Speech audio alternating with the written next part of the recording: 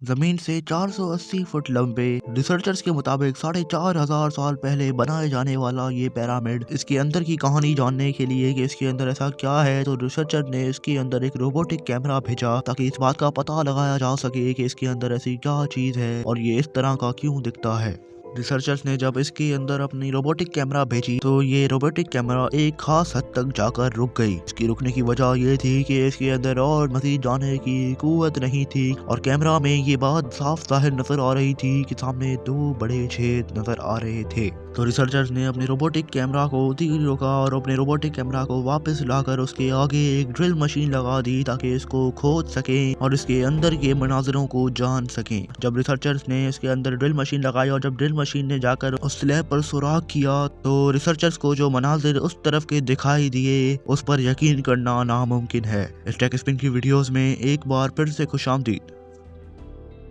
देखने वालों, मिस्र यानी इजिप्ट में टोटल 138 पिरामिड्स मौजूद हैं, वो भी पिछले 4,500 सालों से। इन सब पिरामिड्स ने पिछली कई सदियों से बड़े ही ज्यादा खतरनाक अर्थक्वेक्स और ऐसी बड़े बड़े तूफान देखे हैं, लेकिन हैरत अंगेज बात ये है कि मजाल है कि इन पिरामिड से कोई एक भी इधर उधर हुआ हो, इतने बड़े अर्थक्वेक और तूफानों को फेस करने के बावजूद भी। इन सब पिरामिड्स का सबसे ज्यादा बेहतरीन पिरामिड, जो सबसे ज्यादा बड़ा पिरामिड है, उसका नाम है द ग्रेट पिरामिड ऑफ गिजा और इस पिरामिड का टोटल साइज 13 एकड़ पर मुश्तमिल है, यानी इसके अंदर तहकीक के मुताबिक 9 फुटबॉल फील्ड्स भी आ सकती हैं। अब आप खुद ही इस बात का अंदाजा लगा सकते हैं कि एक फुटबॉल फील्ड कितनी ज्यादा बड़ी होती है। The great pyramid of Giza के टोटल वजन का अंदाजा लगाया जाए तो ये बनता है लगभग 60 लाख टन, यानी 13 बुर्ज खलीफा का वजन एक तरफ और ग्रेट पिरामिड ऑफ गीजा का वजन एक तरफ। पिछले 4,500 सालों से इस बात का लोग अंदाजा भी नहीं लगा पाते कि इन पिरामिड्स को बनाने की आखिर ऐसी क्या वजह थी। जब इंसानों के पास इतने ज्यादा असासे भी नहीं थे, इतनी ज्यादा चीजें भी नहीं थी, तो इन पिरामिड्स को एक प्रोफेशनली तरीके से लाइन बाय लाइन कैसे बनाया गया। आखिर कैसे उस वक्त में इन्होंने 60 टन का एक वजनी पत्थर को स्क्वायर शेप में काट कर और कैसे हजारों पत्थरों को 480 फुट की लंबाई पर पहुंचाया गया और इस पिरामिड को बनाया गया और बगैर क्रेन के इस सारे काम को सरअंजाम दिया गया। आखिर इस काम में कौन से इंजीनियर मुलविस थे कि जिन इंजीनियर्स ने इन पिरामिड्स को अर्थक्वेक प्रूफ के साथ साथ एग्जैक्टली हर पिरामिड को 51.5 डिग्री पर बनाया। सदियों से आने वाले रिसर्चर्स और ऐसे हजारों लोग इस बात पर बहुत ही ज्यादा सोचते रहते हैं कि उस वक्त में इस पिरामिड्स को exactly north east west south के ऊपर कैसे बनाया गया, जबकि उस वक्त तो लोगों को इस बात का भी अंदाजा नहीं होता था कि नॉर्थ ईस्ट वेस्ट साउथ आखिर होता क्या है। ऐसे बहुत सारे आर्किटेक्ट्स का मानना है कि उन इंजीनियर्स ने सबसे पहले ऐसी जमीन तलाश की होगी कि वो लाखों टन वजनी पत्थरों का वजन झेल सके। जमीन के मिल जाने के बाद पोलर स्टार्स यानी जिन सितारों से जमीन के पोल्स का पता चलता है कि उसकी मदद से इस जमीन को मार्क किया गया कि नॉर्थ ईस्ट वेस्ट साउथ की तरफ, बगैर कोई कंपास के और बगैर किसी ऐसे इंस्ट्रूमेंट के कि जो इस काम में उनकी मदद करता। सिर्फ इस बेसिक टेक्निक की बिना पर इस पिरामिड्स की डायरेक्शन सेट की गई और इसको एक्यूरेटली बनाया गया और हजारों साल पहले कि जिसमें इंजीनियर्स को जितनी मुश्किल आई होगी तो इसका अंदाजा वो खुद ही लगा सकते हैं। जब इस बेसिक टेक्निक से इस काम को किया गया तो वो भी 0 एरर के साथ। इंजीनियर्स ने जो दूसरा चैलेंज फेस किया था 4,500 साल पहले इस पिरामिड को बनाते वक्त, वो दूसरा चैलेंज ये था कि इस जमीन को लेवल करना। जब इस 13 एकड़ की जमीन पर पिरामिड बन रहा था तो अगर इसकी लेवल थोड़ी सी भी आगे पीछे होती तो इस लाखों पत्थरों का पिरामिड्स में बन जाना एक इम्पॉसिबल बात से ज्यादा और कुछ नहीं होता। इस जमीन को लेवल करने के लिए उस वक्त के इंजीनियर्स के पास ना ही लेजर लेवलर था और ना ही बबल लेवलर। 4,500 साल पहले इन चीजों का तो जैसे नाम ही सुना नहीं था किसी ने। एक्सपर्ट्स का मानना है कि कंस्ट्रक्शन साइट की चारों साइडों पर खड्डा कर कर उसमें पानी डाला गया होगा और फिर एक साइड के पानी के लेवल से दूसरे साइड के पानी के लेवल को मैच किया गया होगा। जो जमीन का हिस्सा पानी के लेवल से मैच नहीं कर रहा होगा तो उसको छेनी और हथौड़े की मदद से छेद कर कर उसे मैच किया गया होगा। कई एक्सपर्ट्स का मानना है कि एंशिएंट इंजीनियर्स ने इस टूल का भी इस्तेमाल किया होगा। उसके दोनों साइड से लकड़ियां और उसके बीच में से एक रस्सी से लगा हुआ पत्थर नजर आ रहा है। अगर पत्थर जमीन से लेवल हो गया, अगर रस्सी बीच में आकर खड़ी हुई तो इसका मतलब है कि जमीन परफेक्टली लेवल्ड है।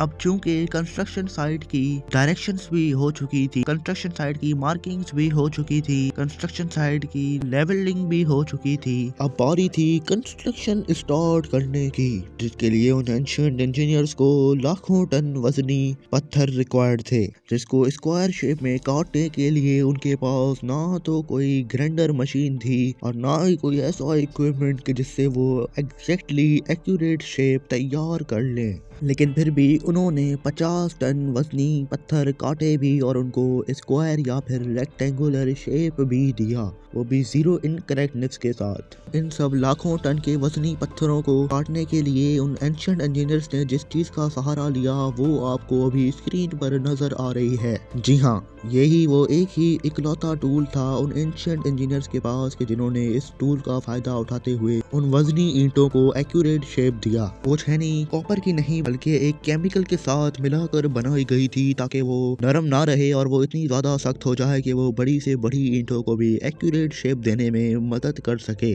4,500 साल पहले उन इंजीनियर्स ने अपना दिमाग इस तरह से इतना ज्यादा लड़ाया कि उन्होंने छेनी में ऐसा केमिकल मिलाया कि छेनी को इतना ज्यादा मजबूत कर दिया कि उससे उन्होंने लाखों टन की वजनी ईंटें भी एक्यूरेट शेप में ला दी। कॉपर और आर्सेनिक की बनाई गई ये छेनी, इस छेनी और एक लकड़ी से बने हुए हथौड़े की मदद से उन ईंटों को घंटों के काम के बाद शेप में लाया जाता था। अब आप इस बात का खुद ही अंदाजा लगा सकते हैं कि उन्होंने कितनी ज्यादा मेहनत की होगी एक एक ईंट को शेप में लाने के लिए। लेकिन इन पत्थरों को बनाने के लिए नई जगह का इस्तेमाल किया गया था। इस शहर का नाम था टोरा। उस टोरा में एक एक पत्थर को बनाना एक छोटा चैलेंज था, लेकिन उस एक एक पत्थर को गिजा तक पहुंचाना एक बहुत ही बड़ा चैलेंज था, क्योंकि एक पत्थर का वजन था लगभग 50 टन के बराबर, यानी कि 3 पैसेंजर बसेस। और आप इस बात का खुद ही अंदाजा लगा सकते हैं कि वहाँ 23 लाख पत्थरों को किस तरह से ट्रांसपोर्ट किया गया। इनको ट्रांसपोर्ट करना इतना कोई आसान चैलेंज नहीं था। इन पत्थरों की ट्रांसपोर्ट के बारे में आप यकीन नहीं कर पाएंगे, क्योंकि इन पत्थरों को जैसे लाया गया, क्योंकि गीजा और टोरा के बीच में एक रिवर पाया जाता है, वहाँ से कश्तियों और वर्कर्स की मदद से एक एक पत्थर को उसमें लोड कर कर यहाँ तक लाया गया, क्योंकि उस दौर में ना ही कोई जानवर काम आ सकता था और ना ही कोई ऐसा इंस्ट्रूमेंट या कोई बड़ा ट्रक के जो इसमें मदद कर सके उनकी। वर्कर्स ने इस काम में भी मेहनत की और कश्तियों के जरिए अपने सारे एक एक पत्थर कर कर वहाँ तक पहुँचाया गया। इन पत्थरों की लोडिंग और अनलोडिंग कोई आसान चैलेंज नहीं था, बल्कि एक्सपर्ट्स का मानना है कि ये लगभग 500 लोग एक वक्त में अगर काम कर रहे होंगे तब जाकर ही इस स्कीम को कामयाबी में लाया गया होगा। अब चूंकि सारे कामों को रिसर्च में ला लिया गया तो एक्सपर्ट्स के बारे में ये बात समझना मुश्किल था कि अगर सारे कामों के बावजूद भी इन पत्थरों को अगर वहाँ ला भी दिया जाए, सारे काम भी हो गए, तो इन पत्थरों को आखिर इतनी ऊंचाई तक कैसे लेके जाया गया। कि एक्सपर्ट रिसर्चर्स मानते हैं कि या तो इन पत्थरों को जिगजैग तरीके से ऊपर ले जाया गया या तो स्पाइरल ट्रैक के जरिए इसको ऊपर ले जाया गया, क्योंकि एक एक पत्थर को इतना 480 फुट की लंबाई पर ले जाना मुश्किल ही नहीं बल्कि नामुमकिन भी है। बाहर से तो ग्रेट पिरामिड ऑफ गिजा में इन वजनी पत्थरों का इस्तेमाल किया गया, लेकिन अंदर से इस्तेमाल हो जाने वाला पत्थर कोई और नहीं बल्कि ग्रेनाइट था। दोस्तों, ग्रेनाइट एक ऐसा पत्थर है कि जो डायमंड के बाद दुनिया का सबसे ज्यादा सख्त तरीन पत्थर माना जाता है, जिसकी मदद से पिरामिड के अंदर का हिस्सा बना हुआ है, वो पत्थर भी ग्रेनाइट ही है। इस दुनिया के बड़े बड़े एक्सपर्ट्स अभी भी हैरान थे कि ग्रेनाइट जैसे सख्त तरीन पत्थर को उस वक्त के एंशिएंट इंजीनियर्स ने किस तरह से इतना ज्यादा एक्यूरेटली काटा है और बिल्कुल ही किसी चीज के खराब हुए। काफी असर की रिसर्च के बाद एक्सपर्ट ने इस बात को सुलझा लिया कि इंजीनियर्स ने जो टूल आपको अभी स्क्रीन पर नजर आ रहा है इसकी मदद से काटा गया, कि जिसमें जो चुभने वाली चीज होती है वो नहीं थी। ये छुरी के जैसे दिखने वाला आरा इतना ज्यादा बड़ा था और इसके अंदर दांत नहीं थे। मेहनत करने वाले लोगों ने दोनों साइडों से वजन डालकर इससे काटा जाता था एक पत्थर को। इतने मोटे पत्थर को काटने में लगभग 4 महीनों का टाइम लगता होगा उस वक्त में। इंजीनियर्स की मेहनत और मुशक्कत और उनकी सालों की मेहनत से बने गए ये पिरामिड्स को इस छोटी सी वीडियो में जानकर ये वीडियो आपको कैसी लगी हमें कमेंट सेक्शन में जरूर बताइएगा।